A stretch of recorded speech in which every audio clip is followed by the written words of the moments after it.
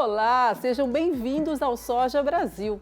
No programa de hoje, vamos trazer um balanço sobre o futuro dos grãos e o que foi debatido durante a COP30. Tem ainda a expedição Soja Brasil. Produtores exploram área agrícola sem fazer ampliação. São exemplos a técnica do plantio direto e o princípio de plantar mais sem abrir novas áreas. Tem os destaques políticos e econômicos do agronegócio. E já está definida a abertura nacional da colheita da soja, vai ser em Tocantins. E, claro, não poderia faltar a previsão do tempo e as principais notícias do setor. O Soja Brasil está começando. Fica com a gente. A gente começa o programa de hoje falando sobre a COP30, que reuniu representantes de mais de 160 países para falar sobre sustentabilidade e clima. Durante o evento, a soja teve destaque. O painel da Embrapa na AgriZone durante a COP30 mostrou por que a soja de baixo carbono entrou no debate global. De todas essas práticas, eu gostaria de destacar duas que têm grande impacto para se ter uma soja com redução na emissão de gases causadores de gases de efeito estufa. A primeira é o uso de bioinsumos, né? Então, a substituição dos insumos sintéticos pelo uso de bioinsumos tem um grande impacto não só na redução das emissões, como também no aumento da produtividade. O caso de maior sucesso é a fixação biológica do nitrogênio na soja. Se não fosse a fixação biológica do nitrogênio, nós teríamos uma emissão 2 toneladas de CO2 equivalente por hectare por ano a mais. E a outra tecnologia é o sistema plantio direto. O protocolo é mensurável, verificável e voluntário com certificação de terceira parte. E está sendo construído com base científica, além de ser lançado em 2026.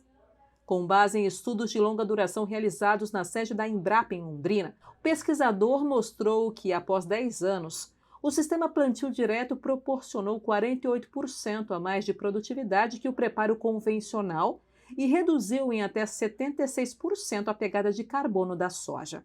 Em anos de seca, a prática garantiu 28 sacas a mais por hectare, comprovando maior resistência ao estresse hídrico. Para o setor privado, o protocolo traz muitas vantagens. Ao seguir as diretrizes da soja de baixo carbono, ele vai seguir todos os parâmetros que possibilitam ele produzir mais de forma sustentável.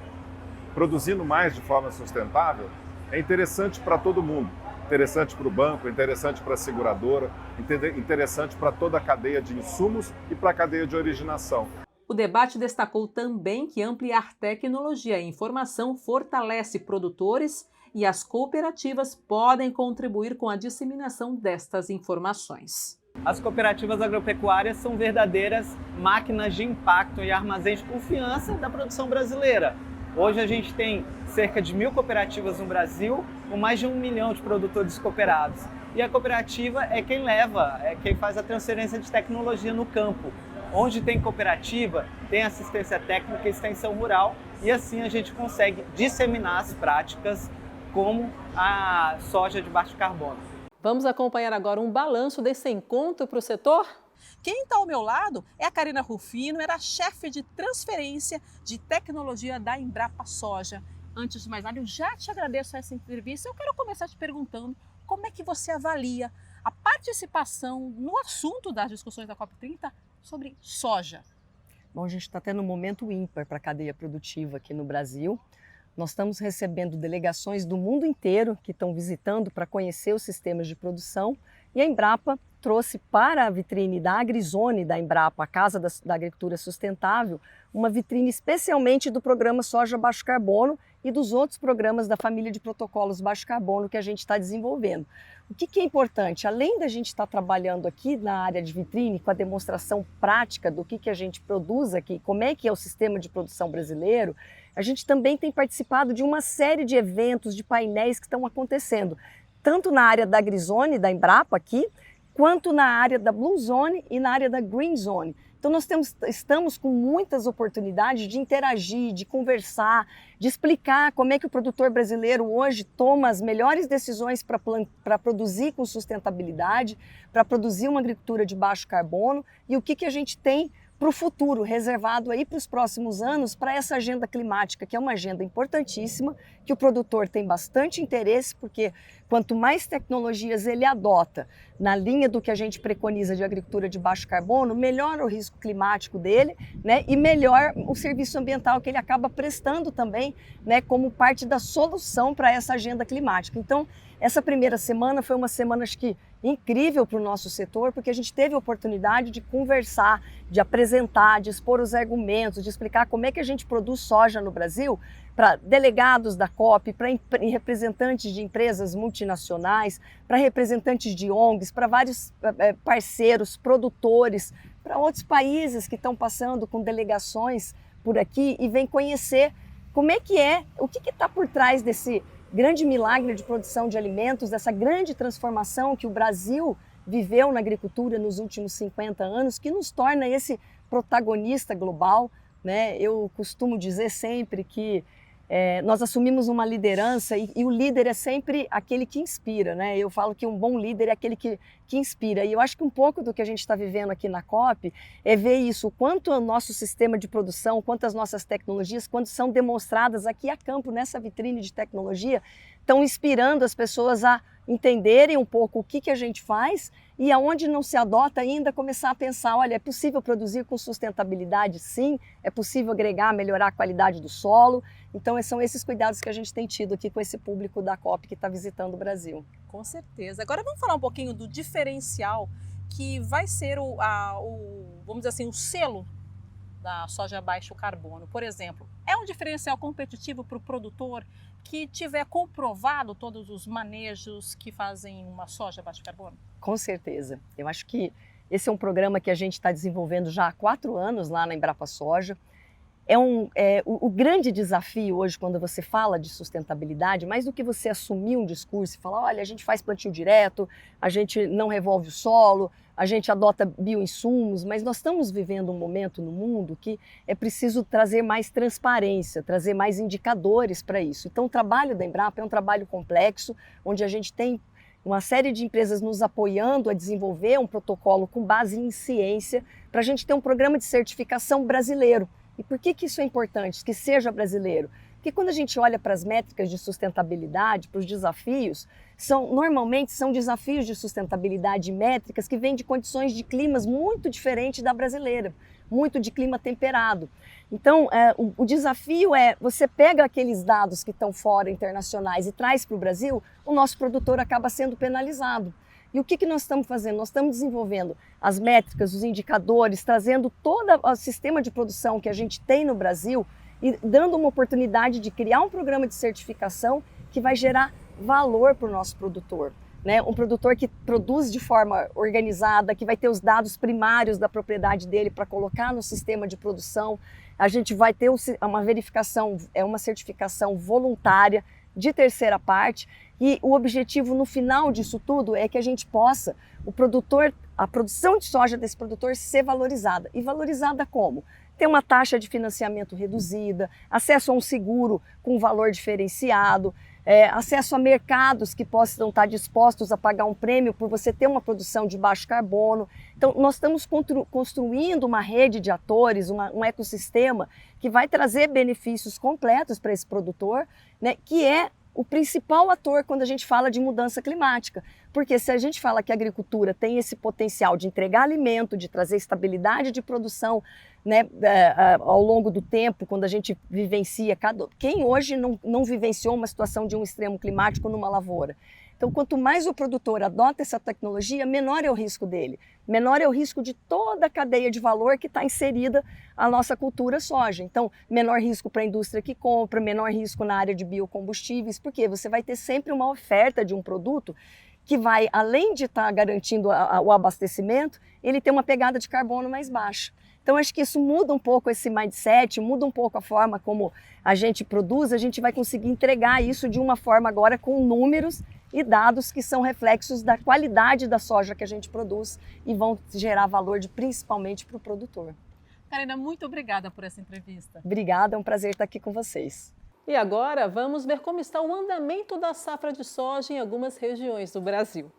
No Paraná, a estimativa é de que aproximadamente 270 mil hectares dos 5.776.000 cultivados para o ciclo 25-26 tenham sofrido algum tipo de dano em decorrência das chuvas de granizo, vendavais, enxurradas e, em menor escala, do ciclone extratropical que resultou na formação de 3 tornados. Deste total, cerca de 80 mil hectares apresentaram danos severos e grande parte dessa área deverá ser replantada, o que deve levar o custo de produção neste ciclo para os produtores atingidos. Os outros 190 mil hectares afetados devem registrar redução no volume de produção em relação ao inicialmente esperado. As regiões do estado com maiores impactos são Campo Mourão, Londrina e Maringá. Aqui na região oeste da Bahia, o plantio da soja apresenta um bom ritmo em relação à safra anterior. Cerca de 30% da área total já foram semeados. De acordo com a Associação de Agricultores Irrigantes da Bahia, a projeção é que a área total atinja 2.218.000 hectares e uma produção que poderá ultrapassar 9.049.000 toneladas. A produtividade estimada é de 68 sacas por hectare.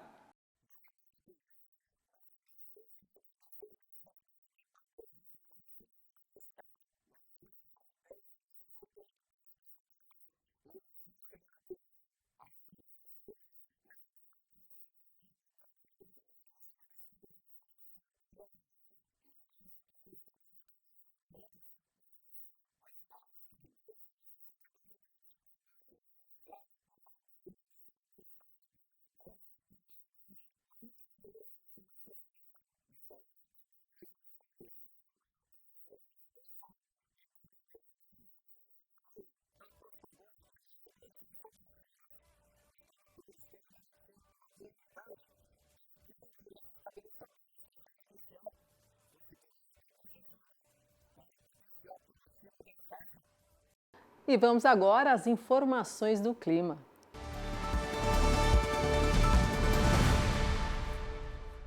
Olá, muito boa tarde a todos que nos acompanham aqui no programa do Soja Brasil. E hoje, vamos fazer uma previsão a longo prazo para os cultivos de soja. Então, o que a gente tem? Umidade do solo. Então, teve uma recuperação no centro-oeste, está avançando chuva para o Matopiba, principalmente para esse final de quinzena, ou seja, essa segunda quinzena de novembro, o que vai reverter o quadro de déficit hídrico em muitas lavouras. Pensando em dezembro, olhando a anomalia de chuva, a gente percebe que as anomalias aí ficam dentro da média no Brasil Central, incluindo o Matopiba, ou seja, é chuva retornando com pelo menos mais de 100, 150 milímetros no período.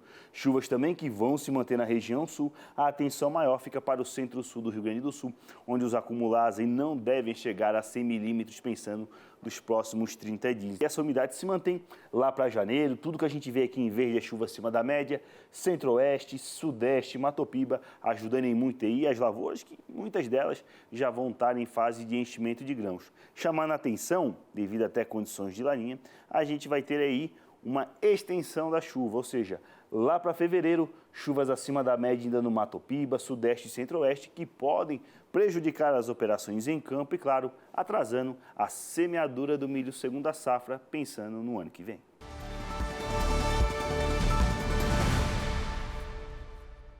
No próximo bloco, agricultores produzem sem ampliar a área agrícola e muitos têm resultados positivos na produtividade. E tem ainda as principais notícias do setor.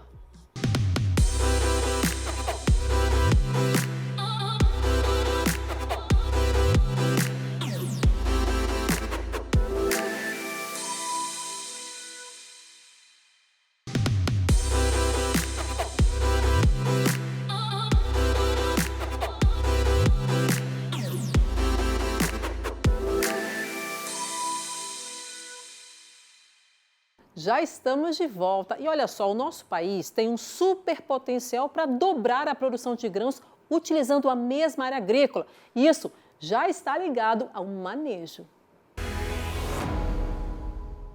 O Brasil lidera a produção mundial de soja e para alcançar resultados ainda melhores é possível manter a produção sem ampliar a área plantada. É o que concluiu um estudo liderado pela Exalc-USP no Brasil, em parceria com universidades norte-americanas e holandesas. Já que a gente tem uma área mobilizada para a produção agrícola, vamos fazer da forma mais intensa possível. Sustentável, sim, mas utilizando aquela área da melhor forma possível. A produção no campo é resultado de área vezes produtividade. Alterando apenas um desses fatores, é possível intensificar o desempenho no campo.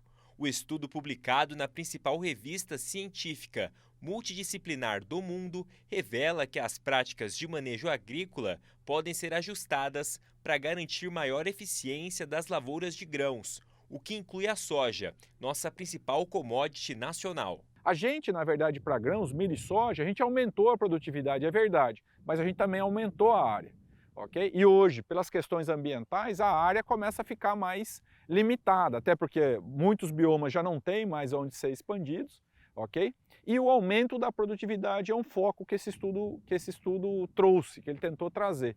E esse aumento da produtividade tem um nome um pouco mais chique chamado de intensificação agrícola sustentável, ou seja, a gente aumentar a produção sem precisar mobilizar áreas ambientalmente mais sensíveis. Há milhares de produtores rurais que buscam essa eficiência. Caso do Júnior, a propriedade de 125 hectares que ele cultiva soja, no passado já foi dedicada à produção de citros, antes da chegada do greening, doença que ataca os pomares.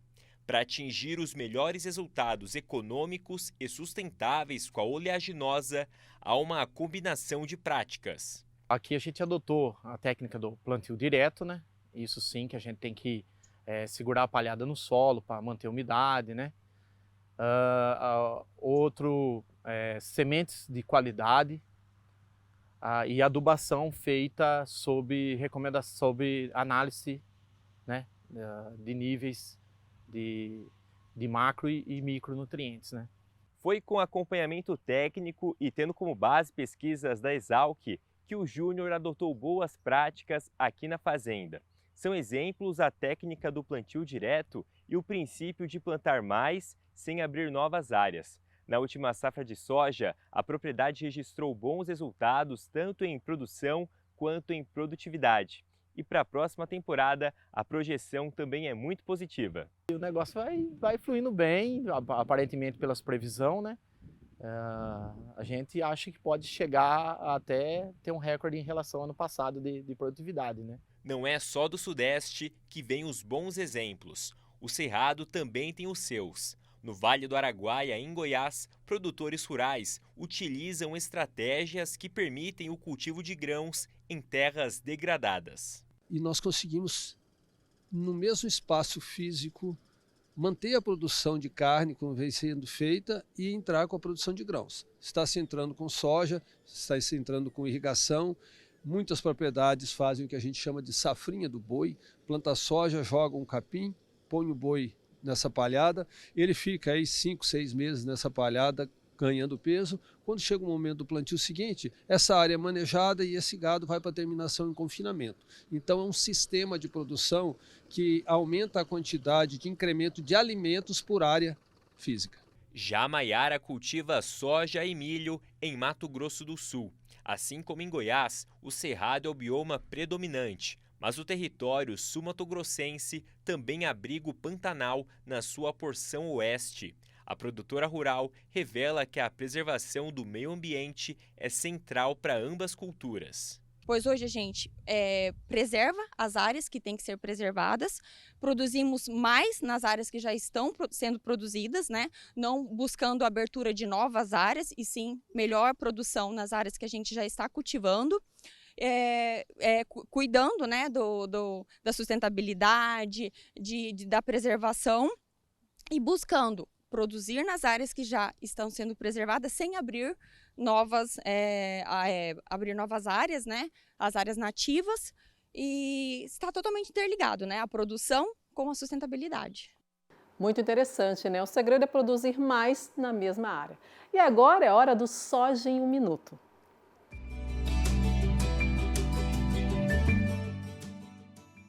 Segundo o IMEA, o esmagamento de soja em Mato Grosso atingiu 930,59 mil toneladas, com um aumento de 6,91% em comparação ao mês de setembro.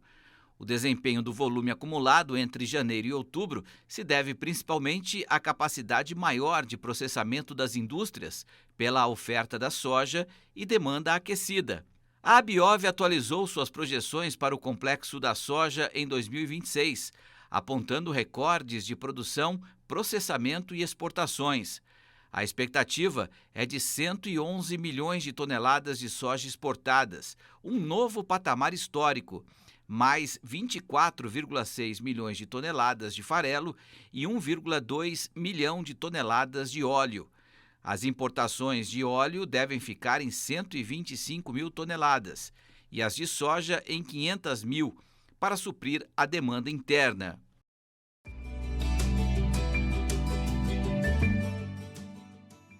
No Conexão ProSoja de hoje, nosso destino é o Maranhão. Ainda há um percurso muito grande para ser percorrido, pelo estado ser longas distâncias, né? Mas aí criamos que o Maranhão vai plantar 1.600.000 hectares de soja, né? Tanto de sequeiro como de pivô, e de milho, primeira safra, 200.000 hectares. E atingindo a segunda safra, mais 600.000 hectares de milho. Alguns vão plantar até sem adubo, porque não tem dinheiro, não houve financiamento, não houve maioria das partes, porque os bancos hoje estão exigindo a hipoteca. E o agricultor já vem trabalhando há anos aí com isso, né, em outras hipotecas. Então vai uma redução muito grande na produtividade. Criamos aí que pode ter uma redução de 10% até 20%. Então nós vamos ter uma baixa na nossa produção e esperamos que esses custos aí, alguém consiga fazer a redução dele. Mas é difícil os preços hoje que estão os fertilizantes e os próprios herbicidas hoje que estão num patamar elevado. Sem contar com o frete, que o frete vem subindo a cada dia aí, dividindo os preços dessas commodities. Hoje as trades estão fazendo essa troca, pedindo mais garantias ainda, além de fazer a CPR financeira, que o agricultor tem um compromisso de entregar 45 sacas para ela, mas já fica travado toda a sua safra para eles. Então, a trade hoje vai ser um patamar, como dos outros anos, elementar para sustentar a produção nossa no Maranhão. A largada das máquinas, que vai marcar a abertura nacional da colheita safra 25-26, vai ser na Fazenda Alto da Serra, em Porto Nacional, Tocantins. O tema desta temporada é Onde a Soja Cresce, a Transformação Acontece. Um evento que vai reunir produtores e autoridades para destacar a importância socioambiental da oleaginosa em todo o país. Então, marque na agenda. Dia 30 de janeiro, o encontro começa às 8 horas da manhã e às 9 da manhã, horário de Brasília, a transmissão na TV. E que tal a gente conferir agora uma curiosidade sobre a soja, hein? Vamos ver?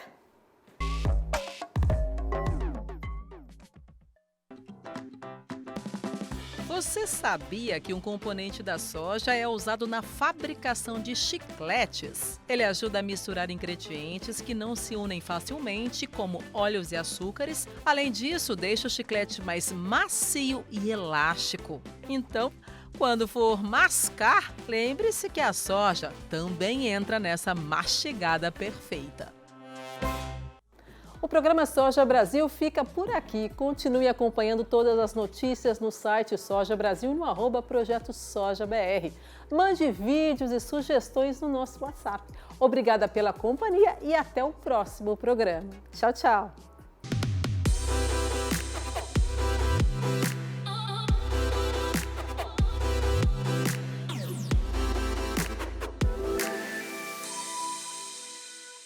Realização Canal Rural e a ProSoja Brasil. Patrocínio 4x4 é Triton, Triton é Mitsubishi.